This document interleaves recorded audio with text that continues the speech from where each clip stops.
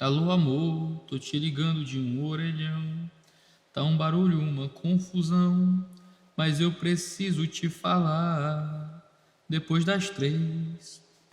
Seja muito bem-vindo ao 2Dedos de Teologia. Eu sou Iago Martins, está no meu escritório e essa vinheta, ela tem essa entrada, não é uma vinheta, né? Essa frase de entrada, ela tem um objetivo. Sempre que eu gravava vídeo, o pessoal perguntava, mas quem é esse cabo aí? Aí eu digo, eu sou o Iago, Aí, ó, tô me apresentando, certo? E perguntava, você tá onde? Você tá no estúdio? Isso aí, uma tela verde? Eu digo que tô no meu escritório, que aí eu respondo as perguntas que mais aparecem, né? E na tela verde não, ó, que é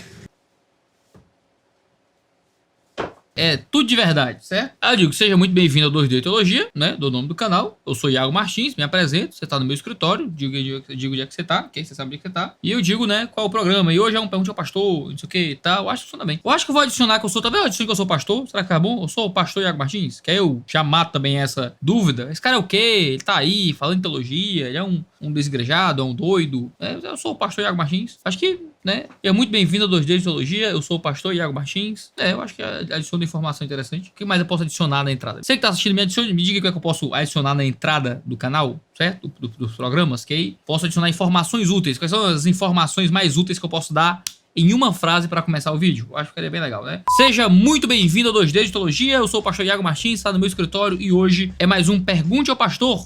Mas aí já fica redundante, né? Se é Pergunte ao Pastor, eu tenho que dizer que sou o pastor Iago Martins? Talvez fique redundante, né? Tá. Perguntas lá do Instagram. Pedro foi o primeiro papa? Eu tô devendo esse vídeo, ó.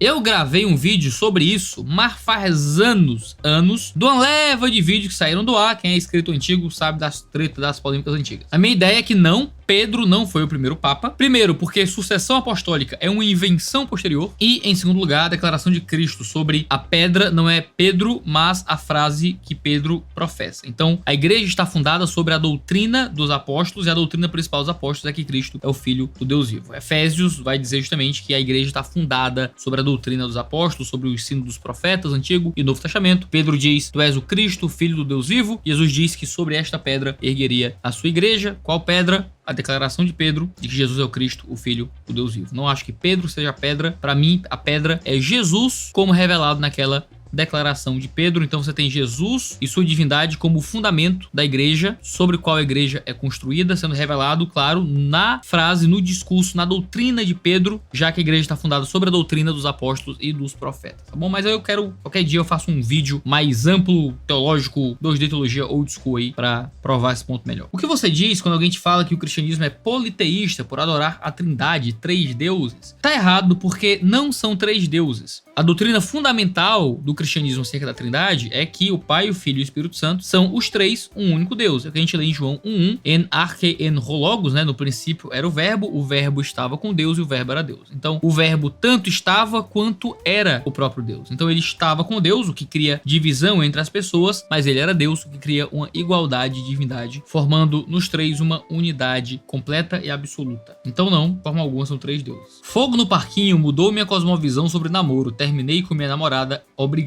Primeira vez que eu vejo alguém dizer obrigado porque terminou com a namorada. Tudo bem, de nada.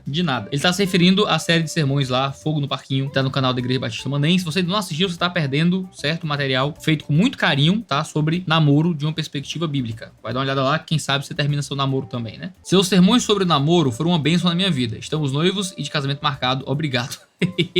O Fogo do Parquinho faz alguns terminarem o namoro e faz alguns noivarem. Amém, né? Fico feliz de ver isso acontecer. Os pastores modernos incentivam os jovens a fazer tatuagem, e os antigos não. O que você pensa sobre?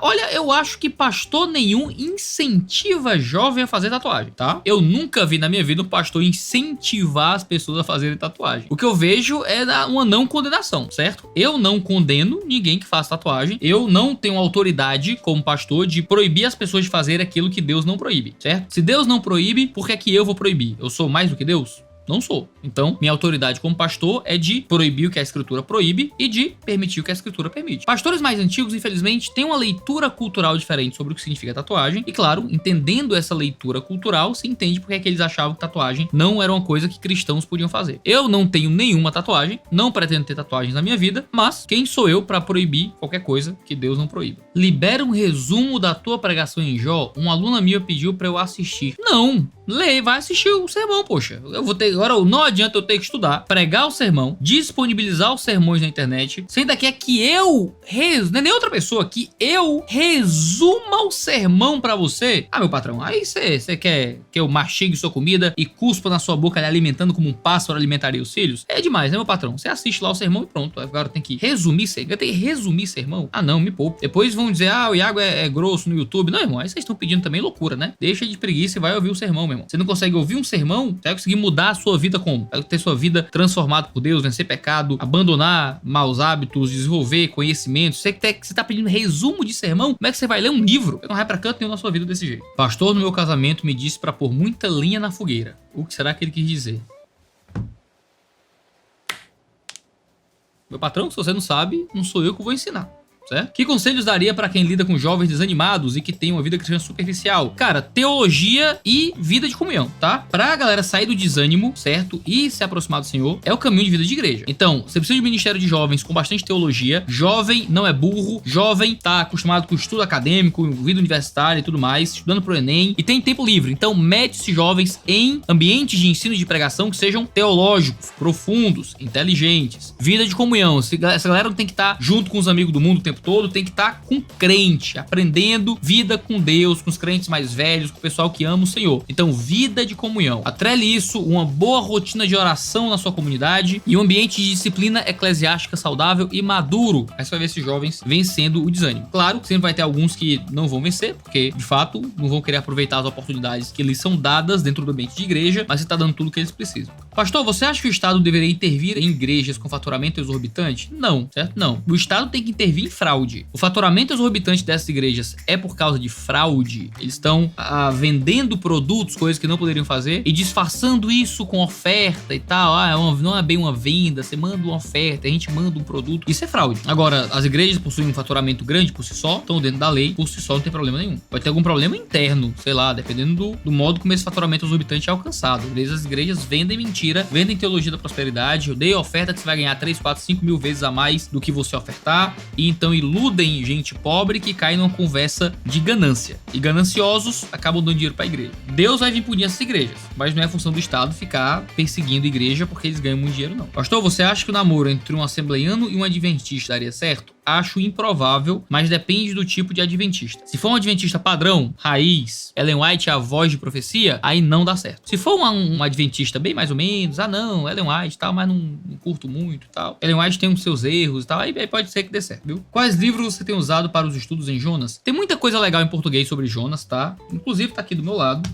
O que eu acho que tem melhor em português é o livrinho do Stuart Olliott, certo? Jonas, o missionário bem-sucedido que fracassou. O Profeta Pródigo, do Timothy Keller. Jonas e o Mistério da Misericórdia de Deus. Esses dois livrinhos, olha, é a melhor coisa que eu li em português sobre Jonas. Tem outros materiais aqui na mesa, mas eu nem vou mostrar, que pra mim esses dois é o que tem de melhor se você tiver afim de estudar Jonas de modo pastoral, certo? São aplicações excelentes de Jonas. Mas, se você estiver procurando um comentário bom, exegético, inteligente, eu tenho 13 comentários bíblicos exegéticos em Jonas, tá? Eu confiro 13 comentários bíblicos exegéticos antes de pregar em Jonas lá na igreja, no meio da série em Jonas. E o melhor de longe, Iago, deu ruim, você vai ter que pregar em Jonas amanhã. Você só pode conferir um único comentário bíblico. Eu vou indicar de cara o Brazos Theological Commentary on the Bible em Jonah, certo? Escrito pelo Philip Carey. Gente, é assim... é maravilhoso. O que o Philip Carey faz aqui em Jonas é exegeticamente inteligente, é maravilhoso em termos de referências cruzadas e é poético, é pastoral, assim. Olha, nada que eu já tenha lido em Jonas em termos de comentário chega aos pés do Brazos Theological Commentary on the Bible do Philip Carey. Olha, vai nele. Quero estudar Jonas, vai nele.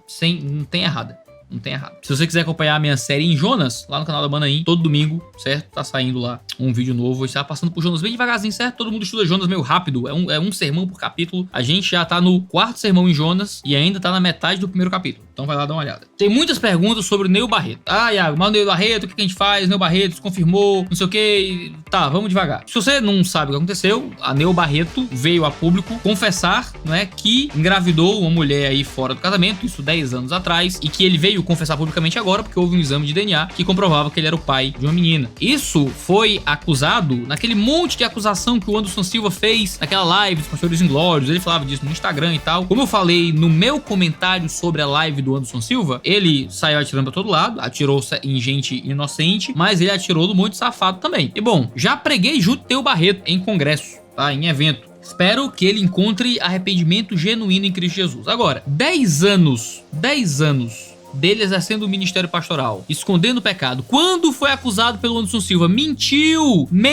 se defendendo. Eu duvido muito que haja arrependimento real aí, certo? Eu duvido muito que haja arrependimento real quando o pecado é escondido por tanto tempo e a mentira para manter o pecado escondido. Oro para que a partir de agora surja arrependimento real. Agora que o escândalo público se estabelece, aí que o arrependimento venha e realmente o transforme e que ele encontre em Cristo Jesus mudança para a alma dele. Para mim, ele se torna claramente inapto ao ministério. Então, Neil Barreto não pode estar no púlpito de uma igreja, Neil Barreto não pode estar na liderança de uma igreja, Neil Barreto não pode estar recebendo salário de uma igreja. Neil Barreto é um homem inapto ao ministério pastoral. Ele não é um exemplo de família, ele não é o homem de uma mulher. Tá lá, é Paulo que cobra, que seja um exemplo de cuidado familiar. Neil Barreto não é, pelo contrário, é um exemplo do que não fazer. Ele não é um homem de uma mulher, a gente tem de que ele é um homem de várias mulheres. Sabemos de um caso, porque foi descoberto, não sabemos de outros casos. Então, não é um homem que está apto ao ministério pastoral. Se a igreja dele aceita ele como pastor, aceita ele como um líder, aceita ele como alguém que ainda vai continuar recebendo salário da igreja ou que tem uma posição de liderança, de autoridade, essa igreja é conivente com o pecado. Então ele tem que ser removido do quadro de pastores da igreja. Tem que virar um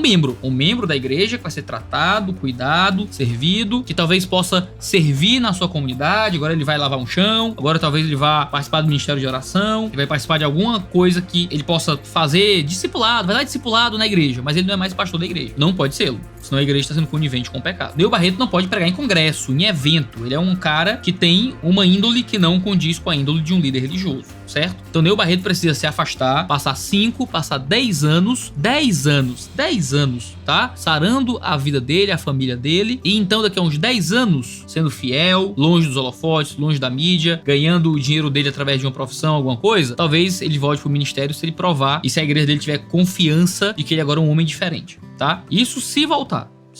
E eu volto a dizer, é um absurdo que seja endêmico pastores, tá, agarrando gente por aí. É um absurdo que seja endêmico que esses grandes líderes estejam aproveitando de seu papel de liderança para se aproveitar de gente que olha para o ministério pastoral como um tipo de qualidade que aumenta a lascívia, que aumenta o desejo. Aquele homem é importante, é famoso, tem algum dinheiro, tem algum destaque, uma liderança espiritual, e isso faz com que ele se torne mais atrativo a algumas pessoas. E que ele mesmo use esse tipo de qualidade atrelada a ser alguém poderoso e famoso para receber algo sexual de alguém. Sou membro da igreja, um cara que mandou uma pergunta para mim. Estou em luto pelo que aconteceu com o nosso pastor Neil Barreto, que você aconselha aos membros. O que eu aconselho aos membros é, se vocês mantiveram dentro da igreja de vocês um pastor adúltero por 10 anos, vocês têm que rever toda a forma de compreensão de ministério pastoral de vocês. Vocês como igreja têm que rever toda a forma como julgam, avaliam e entendem o que é um ministro e o que é um ministério. A igreja tem que mudar, a igreja tem que aprender com isso, é uma experiência extremamente traumática. Tem site de fofoca na internet dizendo que quando ele anunciou, houve grito dos irmãos da igreja de que ele não deveria se afastar, que ele deveria continuar na igreja. Se isso é verdade, isso é um absurdo. E revela que a igreja comprou para si um pastorado tão desqualificado. Então a igreja tem que mudar. Se a igreja mantém Neil Barreto, se a igreja passa pano para Neil Barreto, se a igreja não aprende e muda alguma coisa diante do fracasso tão absurdo de sua liderança, o que eu indico ao membro é que procure uma outra igreja, procure uma outra comunidade para congregar, porque tá numa igreja que não aprendeu nada com participar dessas culturas de liderança celebridade, que no fim das contas pode ter um discurso eloquente lá em cima, mas que não transmite vida real para sua própria igreja. Tá bom? É muito triste, é uma pena. Oro para que haja arrependimento real, que as pessoas envolvidas nisso possam encontrar cuidado em Cristo Jesus, mas é uma coisa horrível. É uma coisa horrível. A gente tem que parar de passar pano para isso. Essas pessoas têm que ser amadas, cuidadas, servidas, ter o abraço da igreja. Neil Barreto tem que ser abraçado pela sua igreja. Aí ser abraçado pela sua igreja é ser cuidado no seu coração. Não é dar 2 meses de licença, uma licencinha e tal, ano que vem, daqui a 6 meses ele tá de volta. Se isso acontece, isso é a igreja assinando que ela é conivente com o pastor adulto, certo? Espero que isso não aconteça. Espero que ele seja abraçado, amado, saia dos holofotes, delete o Instagram, certo? Delete o Instagram, não importa quantos seguidores tenha, pare de viajar para pregar em congresso, não importa quanto dinheiro ganhe e vá restaurar restaurar a própria vida com Deus, o próprio casamento, para quem sabe um dia, daqui a anos, possa voltar ao ministério pastoral como um ministro aprovado, coisa que ele não é hoje. Uma pena, que Deus nos proteja, que Deus me proteja, que não seja eu daqui a uns anos, que não seja ninguém da minha igreja, que não seja mais ninguém, que esse tipo de pecado possa ser extirpado da vida dos ministros do evangelho. Que Deus tenha misericórdia, Deus tenha misericórdia da minha vida, Deus tenha misericórdia da vida da minha esposa, da vida dos meus amigos, dos pastores da minha igreja, que Deus nos ajude. Mas caso um dia seja eu nessa posição, eu espero que nunca seja, caso um dia seja algum outro pastor da minha igreja nessa posição, espero que a gente tenha a honradez e a hombridade de agir como Deus cobra que a gente haja, com um passo para trás, com isolamento, sendo pastoreado, tratado e cuidado, longe dos holofotes da mídia, se preparando para, quem sabe, em anos, em uma década à frente, talvez voltar ao mesmo serviço se houver uma transformação real no coração. Caso não, permanecer e viver na vida de outras formas, ganhando dinheiro de outro jeito e não através do ministério. Uma pena. Mas infelizmente isso é a epítome, não é, do ministério dos pastores e celebridades. Que Deus tenha misericórdia de todos nós, tá bom? Muito triste, mas infelizmente tá aí. Esse é o Pergunte ao Pastor de hoje. Termina com esse clima horroroso, mas é o que tem para essa semana. A gente tem vídeo toda terça e quinta-feira, 10 horas da manhã, que é o horário da família cristã brasileira de Jesus e da igreja. Não deixe de clicar aí nas notificações e inscrever-se para você ficar sabendo sempre que houver vídeo novo. Um cheiro no seu cangote e até a próxima.